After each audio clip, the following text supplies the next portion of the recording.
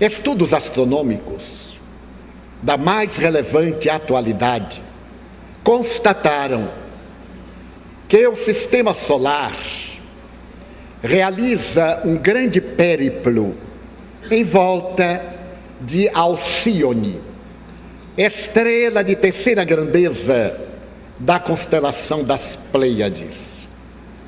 A constelação das Pleiades, constituída de 7 estrelas, somente conhecidas neste momento 6, faz parte da constelação do Touro, que é constituída por centenas de astros. E Alcíone, segundo as observações astronômicas, é a estrela mais brilhante desse conjunto.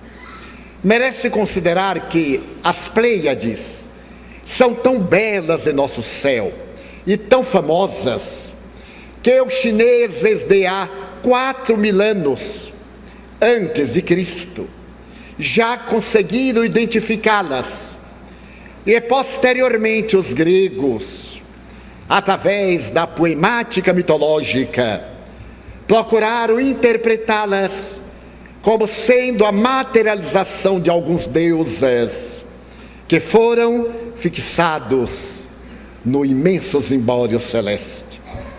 Astrônomos como Frederico Guilherme Bessel, como Otto Hess e outros como José Comas e Edmundo tiveram ocasião de constatar que o nosso sistema gravita em torno dessa estrela fulgurante, apesar de ser de terceira grandeza. Não é de estranhar, porque o nosso sistema é resultado de uma estrela de quinta grandeza, o nosso Sol. E a força de atração de Alcíone é de tal magnitude que todo o sistema solar gira em uma elipse grandiosa durante 26.000 anos, quando encerra o seu périplo.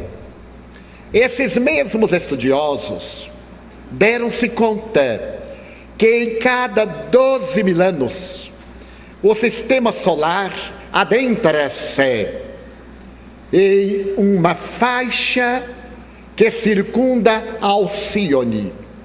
Essa faixa de fótons, que é de grande largura, dá a Alcíone uma beleza especial. Os fótons, que são as partículas mínimas da constituição da luz, produzem uma luminosidade sem calor e que propicia em torno de Alcíone uma psicosfera das mais excelentes.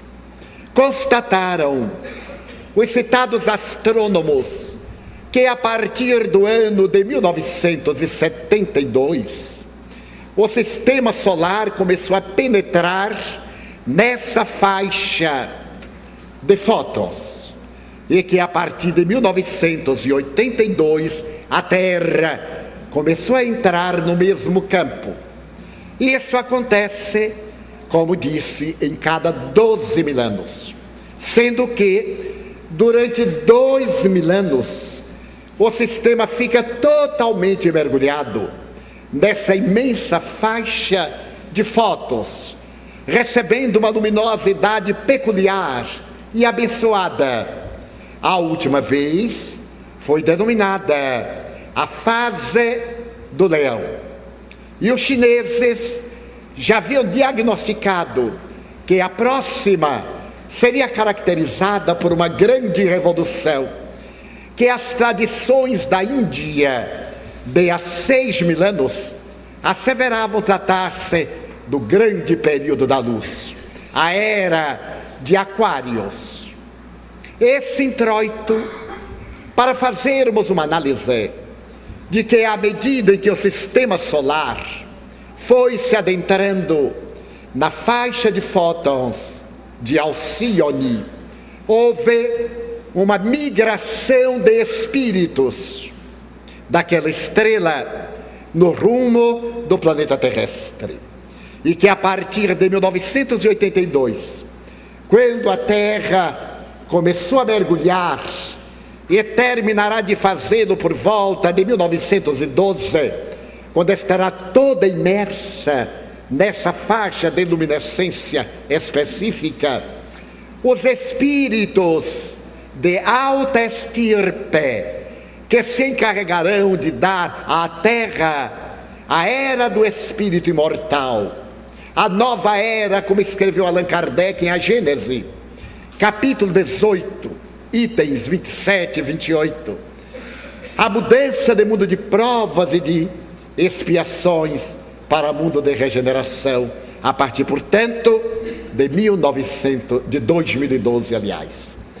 Essa proposta fascinante veio ensejar-nos o que aconteceu nos primórdios da nossa cultura, quando, do sistema do cocheiro e de Capela, 4 migrações de espíritos, entre os quais os arianos e os egípcios abandonaram aquele sistema para mergulharem na indumentária terrestre, favorecendo o nosso planeta em transição do Pithecanthropus erectus para o Homo sapiens, no grande movimento que se instalou na Índia e a seguir no Egito, posteriormente na Pérsia, mais adiante na Caldeia, na Babilônia e ainda mais tarde na Judeia, formando as raças padrões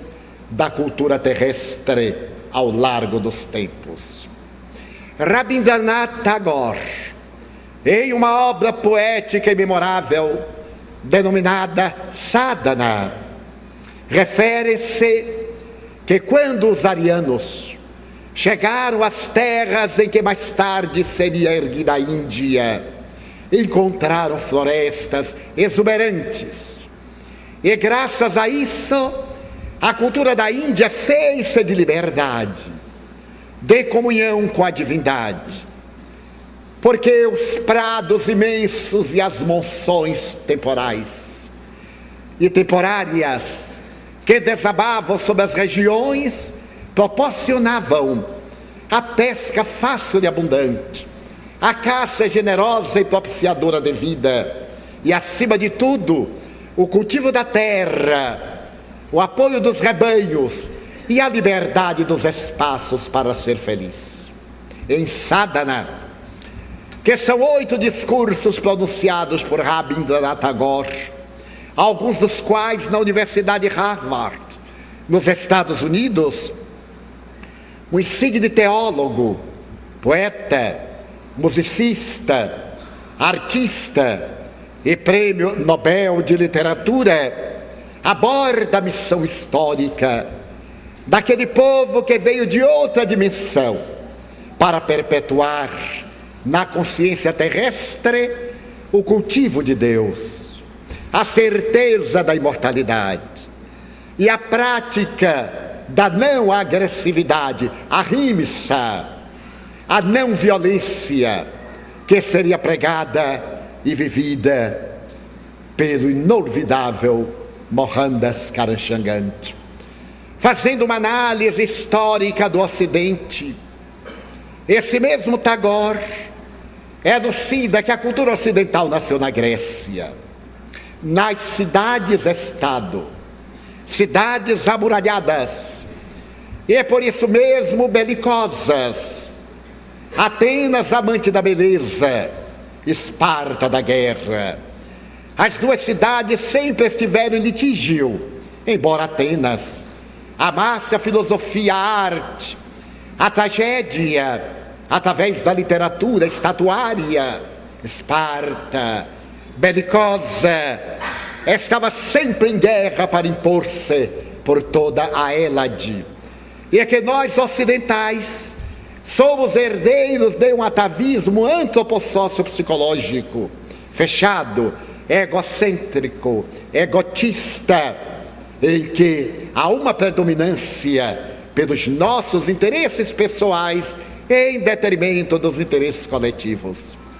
Mas entre os áreas que mais tarde constituiriam a doutrina Brahmani, se examinarmos aqui a questão das classes hediondas, que também ele abominava, trouxeram uma conceituação de liberdade que esplenderia em todo o Oriente, através de Krishna, através de Siddhartha Gautama, o Buda, através de Sai Baba, mais recentemente, nem olvidando os inorvidáveis rishis, os homens santos, os nobres gurus, como Paramahansa, Yogananda e tantos outros.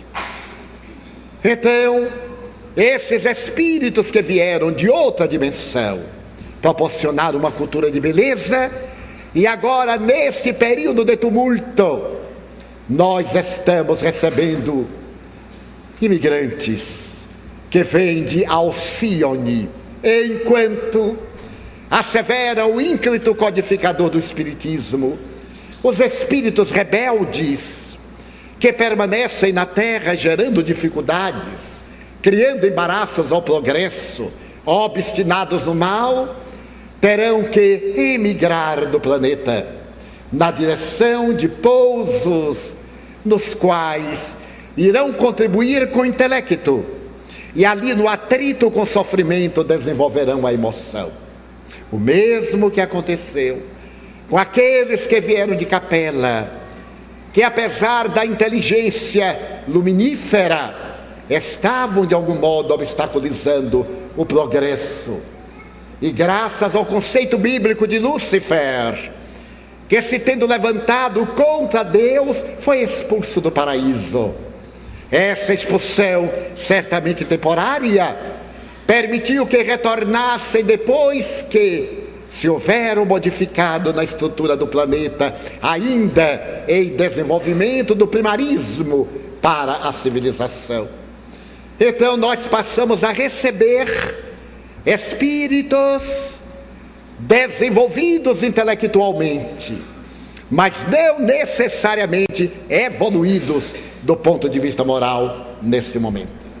E a partir daquele 1972, psicólogos, psicoterapeutas, pedagogos, estudiosos do comportamento começaram a observar, sem saber, uma certa mudança na estrutura sociopedagógica da vida infantil. Começaram a dar-se conta que as crianças deste último período, digamos, desses 20 anos, 30, apresentavam síndromes estranhas, personalidades especiais, uma certa forma de rebeldia, temperamento estranho e não adaptado às exigências do habitat convencional.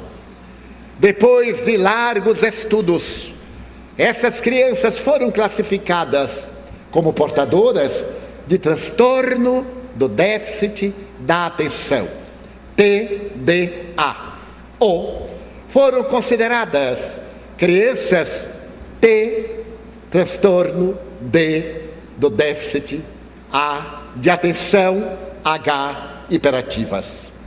Esses dois grupos considerados patológicos, TDA e TDAH, passaram a preocupar os psicólogos e os educadores, porque se tratam de crianças rebeldes, atrevidas, que nos fitam nos olhos e fazem exatamente o que lhes apraz. Estudos mais profundos tentaram estabelecer uma correlação de natureza elétrica no sistema nervoso, produzindo esses temperamentos hiperativos ou esses temperamentos reativos. Crianças que não se submetem, sob hipótese alguma, a quaisquer orientações, especialmente se impostas. A partir de 1982, o número delas cresceu assustadoramente. E a partir de 2000, chegam já à casa de alguns milhões de crianças supostamente portadoras de transtorno da personalidade e da atividade, da afetividade. O que fez que laboratórios tentassem sintetizar substâncias químicas que, atuando no sistema nervoso central e na rede de neurocomunicações, acalmassem-nas, tornando-as dóceis, capazes de reflexionar de maneira gentil e nobre. Surgiram então, entre os vários produtos, um deles que se tornou célebre, a Ritalina, denominada droga da obediência. A criança que é submetida a esse tratamento muda realmente de comportamento. Não se torna dócil, torna-se obediente. Não se torna afável, faz-se submissa. No entanto, porque o assunto cresceu demasiadamente, psicólogos mais atentos e interessados na vida profunda, pertencentes às doutrinas transpessoais, começaram a observar que essas crianças TDAH, apresentavam uma aura, uma irradiação, numa tonalidade muito especial, em um azul forte, na tonalidade índigo. Essa tonalidade advém de uma planta na Índia, que passou a dar a cor dos blue jeans e de outros tecidos. E essas crianças passaram a ser chamadas também de crianças índigo, por causa da emanação de que eram portadoras às suas auras. Os estudos prosseguiram e psicólogos como a doutora Nancy N. Tupper, que sugeriu a palavra índigo para essas crianças especiais, entre aspas, abriu campo a que outros terapeutas e psicólogos do comportamento as estudassem mais detidamente. Foi quando outros investigadores tiveram ocasião de observar que são crianças irrequietas, mas não necessariamente portadoras de patologias. Existem as crianças TDA, as crianças TDAH, mas também existem crianças com aquelas características não patológicas, não doentes. Depois de estudarem detidamente, eles conseguiram fazer uma separação entre a conduta das crianças TDA e daquelas crianças índigos, ou das crianças cuja aura muito alva passou a denotar como crianças cristais, que são diferentes das crianças índigo. São dóceis, nem sempre atendem às nossas imposições de adulto, mas elas permanecem em uma situação de meiguice, de afabilidade, embora façam o que lhes apraz, em uma forma de autossuficiência. Elas nos olham como se estivessem conscientes de quem são. Apresentam uma forma de independência de conduta e têm algumas dificuldades na área das nossas imposições.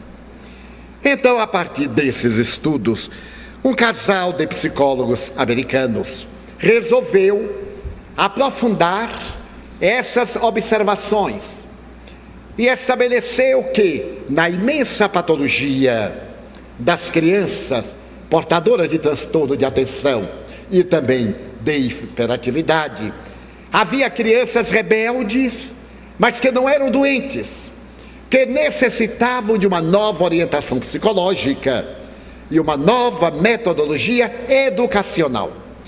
Eram as crianças da nova era. Essas crianças estavam na Terra com uma finalidade especial de criar biótipos para o futuro da humanidade. Da mesma forma, dizemos nós, que aqueles que vieram de Capela criaram esse biótipo físico, os caracteres morfológicos das diversas raças. Essas crianças agora vieram também proporcionar-nos uma biotipia de natureza transpessoal, de natureza transcendental. Vieram para criar modelos perfeitamente intelectuais e abrirem espaço ao sexto sentido, no qual nós estamos entrando lentamente. O sentido da percepção extrafísica, o sentido de natureza intuitiva. Essas crianças, por incrível que pareça, conseguem comunicar-se umas com as outras através da telepatia. E muitas vezes essas comunicações faz que elas manipulem os adultos. Por exemplo, se são meninas, elas manipulam os genitores masculinos. E se são meninos, eles manipulam os genitores femininos. Conseguem manipular as mães, fazer chantagem, terminar por conseguir o que almejam, enquanto que as meninas, por sua vez, conseguem, manipulando os pais, terem atendido os seus pequenos caprichos. Então, os observadores estabeleceram que essas crianças índigos nascem e sentem-se como seres diferentes, como seres nobres. Deu a impressão de que são até superiores aos pais. Elas acreditam merecer estar neste mundo. Este mundo parece que foi preparado para elas. E se surpreendem quando não são compreendidas, ou quando as pessoas não pensam da mesma maneira em relação à sua conduta. Não tem problema de não estima. Elas têm um tipo de consciência embrionária de que devem ser respeitadas. E por isso mesmo dizem com muita frequência aos seus pais quem são, deixando transparecer reminiscências de outras vidas, de outras estâncias, de outros lugares onde teriam habitado. Essas crianças têm muita dificuldade de lidar com autoridades absolutas, particularmente quando essas imposições não são explicadas e não apresentam questionamentos. Não é o fato de dizer você vai fazer e ela redargui não faço e não faz. Elas exigem uma outra psicologia, porque é como alguém com uma grande capacidade que está mergulhado no vasilhame, no qual não existem os mecanismos apropriados para exteriorizar toda a sua potencialidade. Então são rebeldes, irritam-se, desequilibram-se e muitas vezes agridem, recusam-se a desempenhar as tarefas que lhes são impostas. Por exemplo, esperar uma fila, ficar sentado em um lugar mais de 3 minutos. Elas não conseguem, porque há no seu sistema nervoso uma tal irritação e uma tal necessidade de afirmação que chega a perturbar-nos, a nós outros adultos acostumados com regras e com imposições do nosso ego, sempre caracterizado pelas nossas paixões. Elas se frustram com os sistemas. Por que tem que ser assim? Com as tarefas, por que eu tenho que fazer? E com as nossas imposições, caso não lhes expliquemos a razão pela qual, a ponto de fazer-se entendidas. Costumam identificar de maneiras mais eficazes a forma de fazer as coisas, isto é, fazem as coisas, porém, conforme lhes apraz. Não têm medo de ameaça. Quando seu pai chegar, você vai ver. Elas ficam indiferentes, e quando o pai chega, elas aí veem e não se importam. Se são golpeadas, maltratadas, gritam, esperneiam e ficam contentes, porque irritaram os pais. Daí o mecanismo tem que ser de natureza muito especial. Por fim, elas parecem não se relacionar bem com pessoa alguma, a não ser com aqueles que são portadores dos mesmos sintomas, que têm as suas mesmas características. O que difere das crianças TDA ou TDAH, que são agressivas e que se maltratam e muitas vezes trazem um caráter autodestrutivo. Essas crianças índigo foram classificadas em 4 tipos especiais. São crianças que fazem parte de um grupo denominado como humanistas. Se elas forem bem educadas, se receberem uma orientação consentânea ao seu estágio de evolução, com disciplina bem se vê, elas serão os futuros advogados, serão os futuros diplomatas, terão facilidade de lidar com relacionamentos internacionais, terão uma acuidade especial para as problemáticas da justiça e da lei, porque tem interiormente um critério do que é justo, porque se consideram vítimas de um sistema injusto e por isso mesmo elaboram critérios de justiça a benefício da sociedade futura. Essas crianças, portanto, humanistas, aí estão, e aquelas que chegaram desde há algum tempo, encontram-se hoje em determinadas posições que a mim, ao Nilson, nos tem chamado a atenção. Por exemplo, nós observamos que nos últimos anos, um grupo de promotores de justiça, jovens, relativamente jovens, entre 20 e 35 anos, tem conseguido investigar a vida de pessoas corruptas com uma dignidade a toda a prova. E se observarmos bem, nesta última década, foram esses jovens promotores de justiça, foram alguns jovens delegados de tal ou qual entidade de polícia, ou que seja, que se não deixaram corromper e levantaram-se legalmente contra as pessoas de alto coturno na sociedade, na política, na religião, levando-as às barras do tribunal. Portanto, nós observamos que houve uma mudança, porquanto esses encargos estavam sempre em mãos de pessoas idosas viciadas, de pessoas de status comprometidas, de pessoas que legislavam exclusivamente em interesse do seu ego e daqueles aos quais se vinculavam. Mas de repente, no Brasil e no mundo, agora mesmo no Japão, nós vamos ter um primeiro-ministro que é o mais jovem da história do Japão depois da Segunda Guerra Mundial. Claro que aos 51 anos, ele não se encaixa nessa classificação, mas desejamos apresentar uma revolução. Se nós olharmos na política internacional, a mulher, desde Indira Gandhi, passou a administrar países machistas e a desempenhar a tarefa com uma tal pujança que vem surpreendendo a cultura tradicional pela grande capacidade na política desenvolvida por mulheres. Temos agora a Alemanha, na sua história pela primeira vez, administrada por uma mulher extraordinária, que viveu na parte oriental, sob o regime comunista e a ditadura terrível da Cortina de Ferro.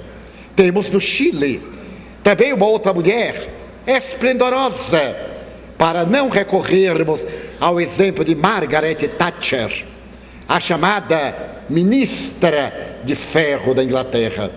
Então está havendo uma revolução que nós não nos estamos dando conta. Apegados à sistemática do lado negativo, só temos visto na terra desaires, violências, misérias, e não estamos observando uma sutil mudança, uma psicosfera que anuncia até o ano de 2052 segundo os nossos amigos espirituais, a mudança real para um mundo de regeneração. Claro que não será o mundo dos beijinhos, da fraternidade, da plenitude, para o mundo de regeneração.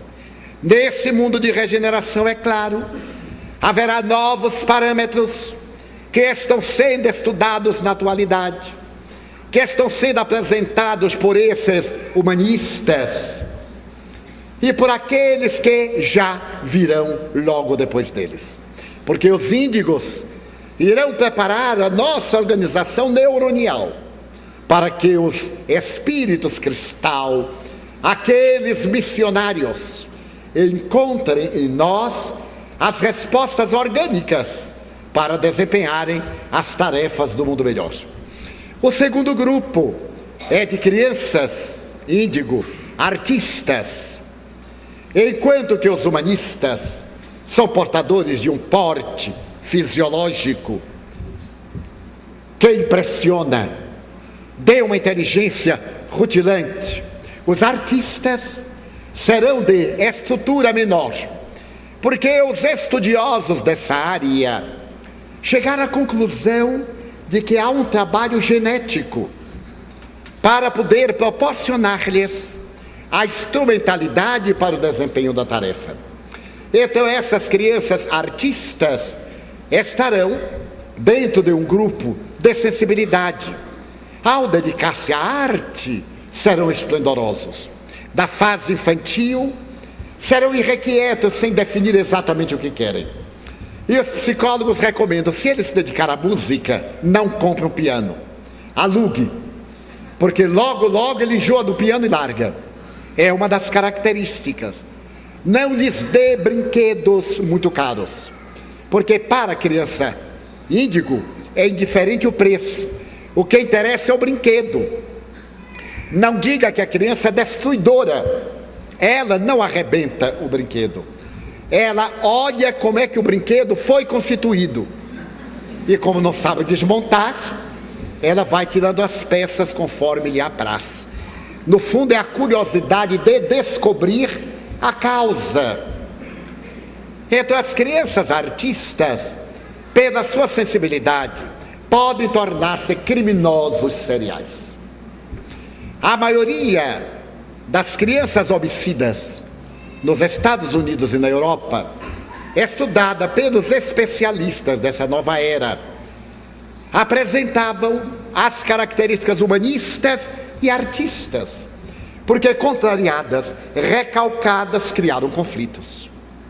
As nossas exigências descabidas, o descuidado dos pais, que preferem remunerar educadores, empregados, babás, enfermeiros, para exercerem a tarefa que a eles a vida delegou e que eles escolheram, porque procriaram, porque quiseram. Essas crianças tornam-se rebeldes e muitas vezes matam os próprios pais.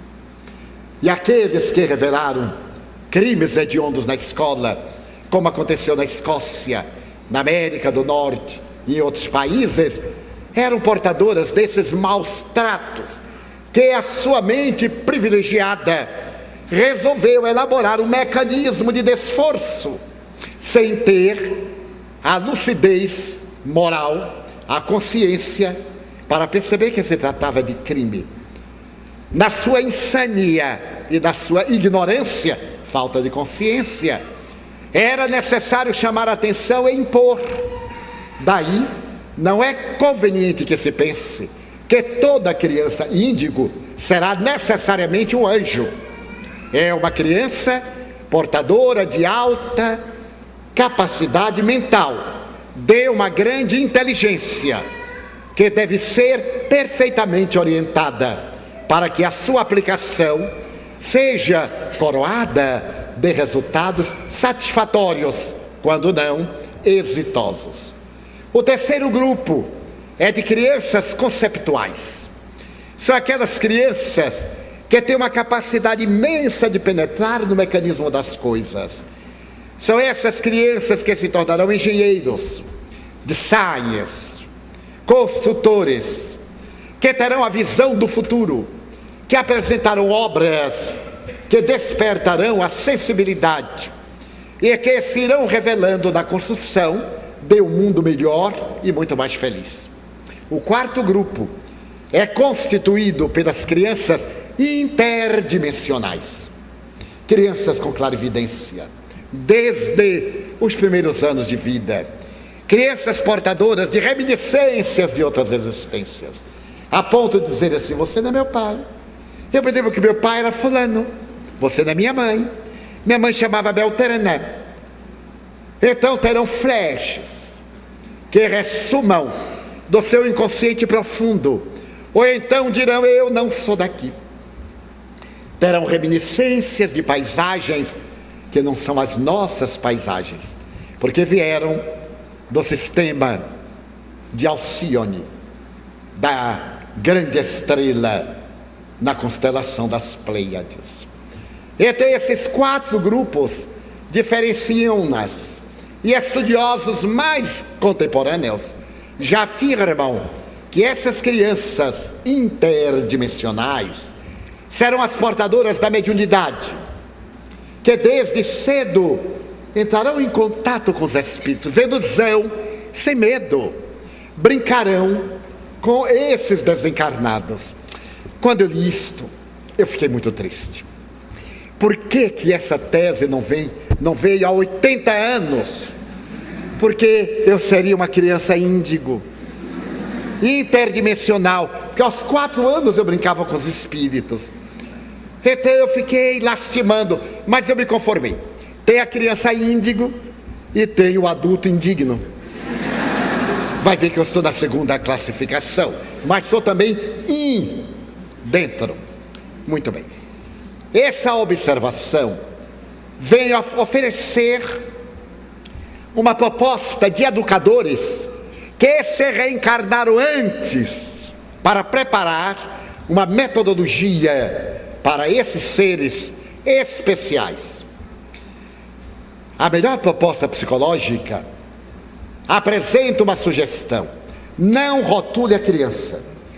Índigo normal, especial, não rotule. Não interessa. Você saberá identificar a que grupo a criança pertence, mas não é necessário nomeá-la. Cuide de educá-la. Não será a escola que vai educar. A escola colabora. A educação é do lar, principalmente com os pais, não com os avós. Ainda ontem eu recebi uma mensagem de Joana de Ângeles, que está escrevendo um livro sobre constelação familiar, e ela dedica aos avós, a esses avós que se apaixonam pelos netos e até os roubam dos seus pais, em um amor exorbitante e paranoico. Os avós, embora sejam pais por segunda vez, têm a tarefa de coadjuvar na educação e não de assumi-la. Seus filhos por acaso procriam e não querem assumir, os avós não devem fazê-lo, porque tornam-nos mais irresponsáveis. Já que geraram, assumam a responsabilidade. Claro que existem questões especiais, há exceções, mas genericamente nós nos tomamos de uma afeição pelo neto, achamos que o filho não sabe educar, que a nora, aquela terrível, não é mãe, aquilo não é mãe, é uma fera. É o que o menino merece. Ele não nasceu ali por injunção do acaso, há leis. E também os avós não interferirem no relacionamento dos cônjuges, dos parceiros. Quem elegeu o parceiro, que o suporte. Os pais devem sempre ser conciliadores quando passam a avós. E a Joana de Ângeles faz uma pergunta, é muito fácil de entender. Quando você estava educando, você gostaria que seus pais interferissem nos seus métodos educacionais? Então, não faça outrem o que você não gostava que se lhe tivessem feito. Esta é uma das regras de ouro do Evangelho de Jesus. Daí a função dos avós da educação da criança índigo não é de carregar ao colo, de ocultar os erros, de estimular os vícios, em um pieguismo de um amor paternalista e defeituoso. E também não entrar na tarefa da educação levando aos pais conflitos e gerando na criança desconfiança em relação aos seus pais. Quando algo lhes parecer inadequado, haverá sempre um momento próprio para uma conversa de pai para filho, de mãe para filha, de sogro para genro, de sogra para nora, mas no estado de cordialidade, evitando-se as clássicas rixas. Ela roubou meu filho, é minha inimiga. Roubou nada. Ele necessita de uma família, de um lar, de uma mulher que a mãe não pode exercer. E também o pai. Imagina aquele sujeito tomar a minha filha, minha boneca. Já acabou o tempo de brincar de boneca. Ela escolheu aquilo exatamente que está dentro da sua necessidade emocional, da sua necessidade evolutiva. Então os avós, portanto os pais desses adultos, devem contribuir com a compreensão fraternal. E se nessa família nascer uma criança índigo, o que é muito provável, os avós colaborarem na observação. Agora que dispõem de mais tempo, de mais experiência, que acalmaram muitas ansiedades, podem ver aquilo que os pais agitados, nessa luta tremenda do dia a dia, nem sempre logram captar. Convivendo mais, porque estão no lar, enquanto os filhos vão trabalhar, os pais das crianças poderão fazer observações muito judiciosas, contar acontecimentos hoje mesmo. Que coisa interessante. Nosso menino fez tal pergunta, para que os pais estejam acompanhando o desenvolvimento, que nem sempre os funcionários remunerados estão dispostos a cuidar e dar as informações que os pais lhes delegam. Porquanto eles estão ali para exercer uma tarefa remunerada. E nem sempre a remuneração leva ao amor, senão à desincumbência de um dever profissional. Essas crianças, portanto, recebem hoje já uma valiosa contribuição dos missionários que as antecederam. Maria Montessori, por exemplo. Em 1903, ela criou em Roma a Casa dei Bambini, o lar das crianças. Naturalmente, seguindo os passos de Froebel, o grande educador dos jardins de infância, amigo de Henrique Pestalozzi, o homem que amava as crianças, com quem estudou Hippolyte Léon Denis Arrivai e Allan Kardec, Maria Montessori criou o modelo de educação que 103 anos depois da sua Casa dei Bambini é perfeitamente compatível com a proposta psicológica e metodológica da educação para as crianças índigo. A criança é um ser em formação. Mesmo que tenha no seu inconsciente a presença de um adulto, ela não entendia de reencarnação, a criança deve ser tratada como criança. E eu me recordo que o Dalai Lama estava numa conferência internacional e viu na plateia uma criança muito pálida, um menino de 6 anos. Ele comoveu-se no intervalo do seu seminário e chamou a criança ao palco. E diante de um auditório especial e célebre, ele disse à criança: fale no microfone o que você quiser, o que vier na sua cabeça. A criança levantou-se, olhou para todo mundo e disse: eu tenho câncer, mas eu sou criança, o que eu quero é brincar. Deixe-me brincar, deixe-me ser criança, e depois cuidem da minha doença, porque eu sou criança. O auditório, tomado de impacto, chorou copiosamente. Já dizia então Montessori: a criança merece um tratamento especial. A nossa metodologia de educação para adultos não pode ser aplicada de maneira nenhuma na educação para crianças, ainda mais portadoras de um elevado QI e de um conflitivo QE, quociente emocional. Mas ao lado de Montessori, merece ressaltar a obra grandiosa de um austríaco de Viena, Rudolf Steiner. Steiner é o pai da antroposofia, a doutrina que estuda o ser humano.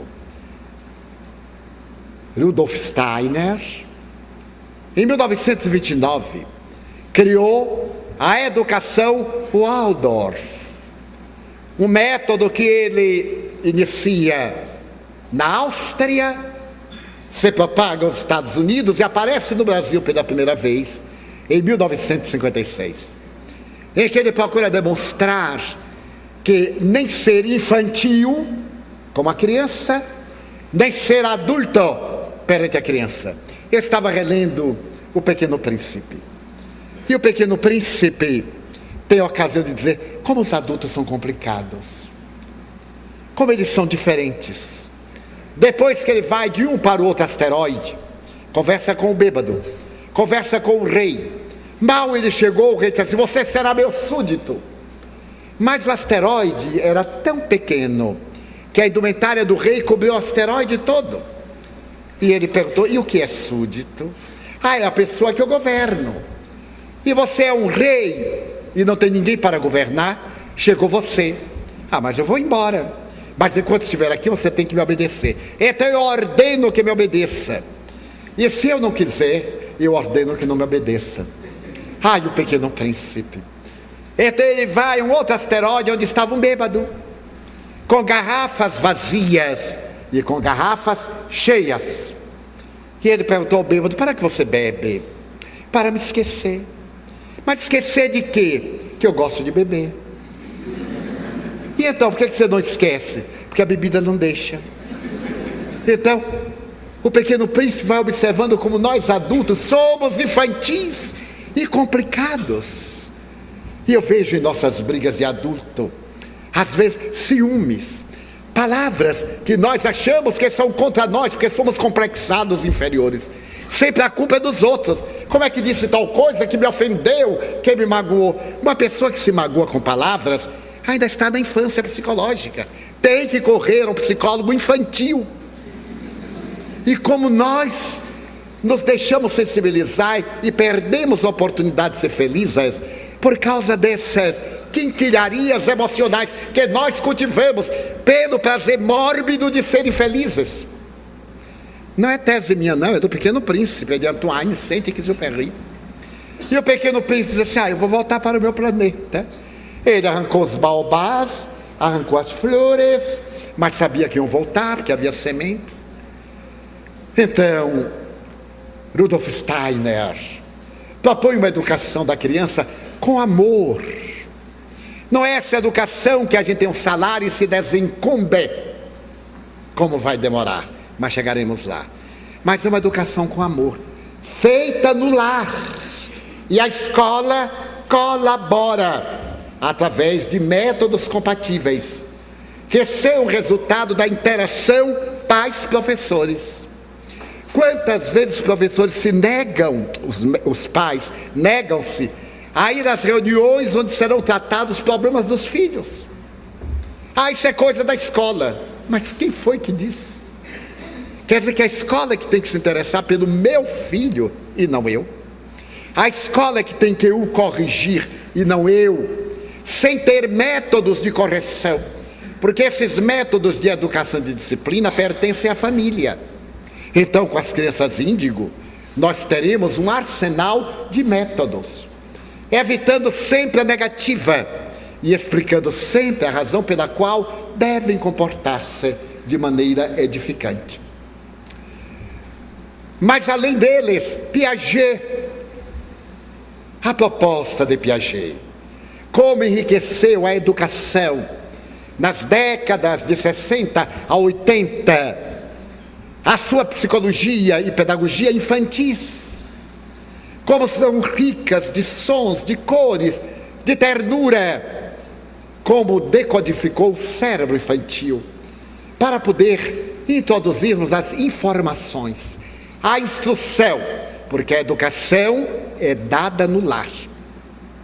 A escola instrui, orienta e a família educa através dos hábitos. Então estamos vivendo este momento de transição e já estão também chegando algumas crianças cristais. Os grandes missionários, Joana de Ângeles, falou-nos, e declaramos-lo aqui publicamente e gravamos, que esse milênio, disse-o nos anos 90, seria celebrizado neste século por grandes tumultos até a sua primeira metade.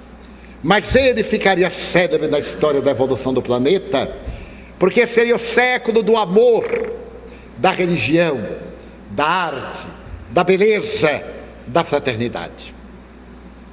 E ouvindo os benfeitores mais elevados, ela diagnosticava que a partir de 2052, a Terra estaria alcançando o seu grande momento de renovação, deixando as grandes e trágicas dores para trás e abrindo o elenco das possibilidades felizes. Mas, em outras palavras, é o que diz Allan Kardec em A Gênese, no último capítulo, quando ele fala dos sinais dos tempos, que a Terra não será destruída por um grande cataclisma, não será um fenômeno geológico, mas será um fenômeno espiritual, lento, a mudança dos seus habitantes, a transferência dos maus e a chegada dos bons. E isso em poucas gerações mudará totalmente o clima. Aqueles que forem para o exílio reeducar-se-ão. Ali no exílio, eles compreenderão a saudade do mundo perdido. Olharão, por exemplo, na direção do zimbório celeste e sentirão esta nostalgia, essa estranha saudade que às vezes nos acomete e nós não sabemos de quê. De algo que perdemos, de algo bom que já fruímos e que agora parece tão distante, a ponto de nos tornarmos melancólicos ante essas evocações, para, após havermos trabalhado o nosso mundo íntimo em recuperação de amor, voltarmos ao nosso proscênio, ao grande lar onde realizamos o nosso desenvolvimento antropológico. Concluída a tarefa ético-moral psicológica, para vivenciarmos o reino de Deus na terra. Não foi por outra razão que Jesus disse: o reino de Deus está dentro de vós.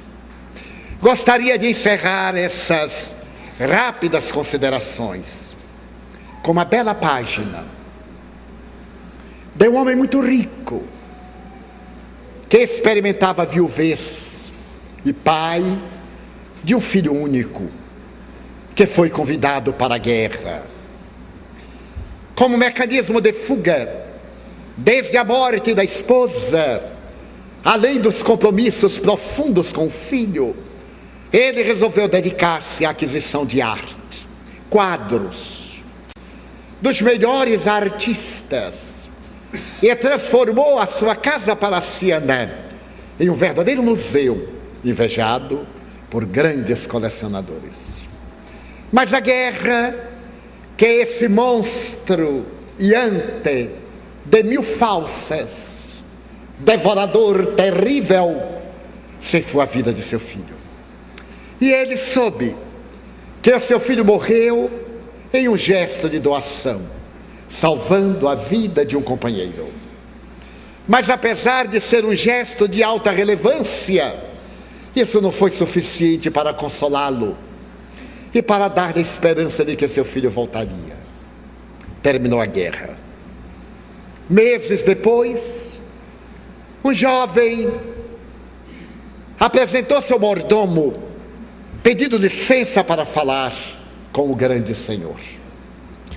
E como o grande Senhor não recebia praticamente a ninguém, enclausurado no seu sofrimento e na contemplação das suas obras de arte, o mordomo falou que era impossível, ainda mais, sem haver assinalado uma hora para aquele encontro. O jovem disse: mas eu estive na guerra com o filho dele e gostaria de falar sobre os últimos momentos daquele grande amigo do meu coração. O mordomo estremeceu, E correu ao amo e disse: é um veterano que viveu os últimos momentos ao lado do seu filho.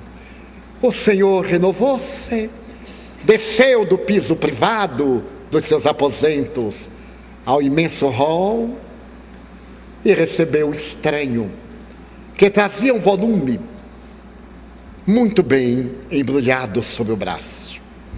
E o jovem disse: um dever de gratidão traz-me até o Senhor, porque o seu filho morreu salvando-me a vida. Ele se interpôs entre mim e uma granada e teve a vida despedaçada para poupar a minha. Eu nunca me esquecerei do seu gesto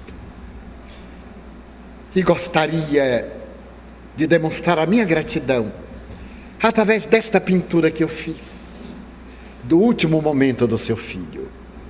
Entregou-lhe o quadro, que o homem nervosamente abriu e percebeu a pintura. O olhar expressivo do jovem dando a sua por outra vida no salto que ele realizou. Não era uma pintura acadêmica, era a pintura de um principiante. E então o rapaz disse: por favor, eu sei que não tem beleza, eu não sou pintor, mas eu acreditei que o senhor gostaria muito de ter uma lembrança do último instante de vida do seu filho.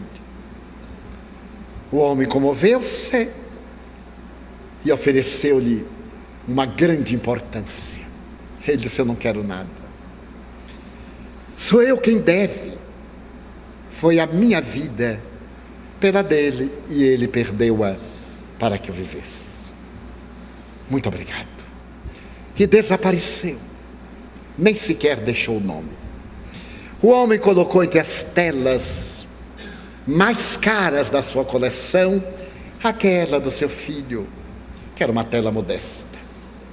Em menos de um mês desencarnou de saudades. O leilão foi na Christie, a grande casa de leilão de Londres, que tem filiais em poucas cidades do mundo. E quando o leiloeiro apresentou-se, estava ali o que havia de melhor, corretores de pessoas riquíssimas que dariam lances pelo telefone para manter o anonimato. O leiloeiro ergue a tela e diz: primeiro lance. Ninguém deu importância, era quase horrorosa. Por favor, um lance, R$10. E ele insistiu: R$10. E alguém gritou: essa coisa não nos interessa, nós é que estamos pelos Picassos, pelos Rodins, pelos... Isso não interessa, por favor, passe as telas. Não posso. Quem dá um lance? Uma voz humilde lá no meio, quase inaudível, diz: R$20. Todos olharam. Era o jardineiro, o velho jardineiro da mansão. Levantou-se acabrunhado e disse: eu gostaria de ficar com a tela, mas só tenho R$20. Então o leiloeiro bateu o martelo: tome-a, está encerrado o leilão. Mas como? Ainda nem começou. Bem, é que no testamento, que eu só poderia ler agora, está escrito que aquele que comprasse aquela tela ficaria com todas as outras grátis. Então ele é dono de todo o patrimônio, em homenagem ao artista anônimo que pintou o último instante do seu filho. Em nossa vida há telas de alto preço, mas somente uma que tem valor: aquela que expressa o amor pelo qual um homem singular de Nazaré deu a sua pela nossa vida para perpetuar a arte da abnegação.